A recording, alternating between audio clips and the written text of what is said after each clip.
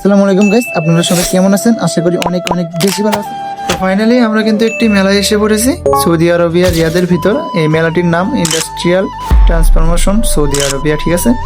আর একটি কথা, এখানে কিন্তু অনেক বড় বড় কোম্পানি অ্যাটেন্ড করবে, মানে জয়েন করবে।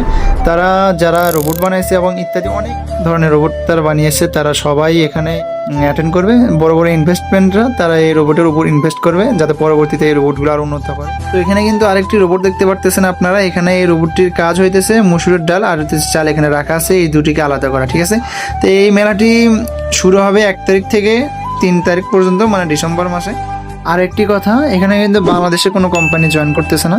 আর চতুর্দিকে আপনারা দেখতে পারতেছেন সব দেশের পতাকা আছে, মানে সব দেশের কোম্পানি এখানে জয়েন করতেছে, বাট বাংলাদেশের কোনো কোম্পানি নেই, ঠিক আছে।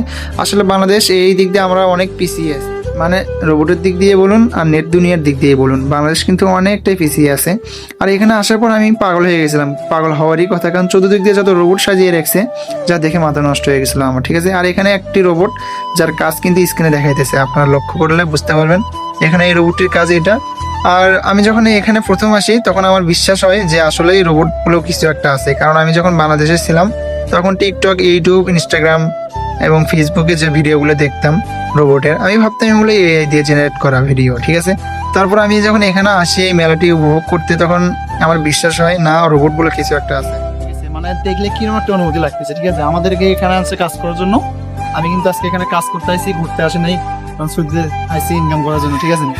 তো আমি আসার সময় মানে 3টা রোবট দেখলাম আইতেছে, মানে এমন এমন দৌড়াতেছে, ঠিক আছে, বক্সিং আমার মারতেছে। ওগুলা দেখলে মানে হাসি পরে আবার কিরকম একটা হয় যে আজকেও নেট দুনিয়া এত উন্নত বাইরের দেশে কখনো কল্পনা করতে পারিনি। আমি ভাবছি ভিডিওতে যেগুলো দেখা যায় এগুলো কিন্তু বাস্তবের চোখে দেখার পর আমি বিশ্বাসই করতে পারি।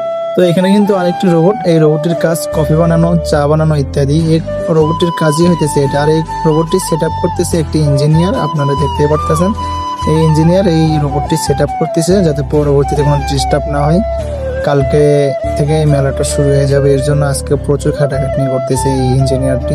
তো আজকে এই ভিডিওতে আমি যা দেখানোর ট্রাই করছি, আশা করি আপনারা বুঝতে পারছেন। তো আজকের মতো ভিডিও এই পর্যন্তই। আপনারা সুস্থ থাকবেন, ভালো থাকবেন।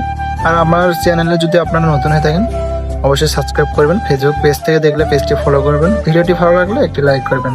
ধন্যবাদ।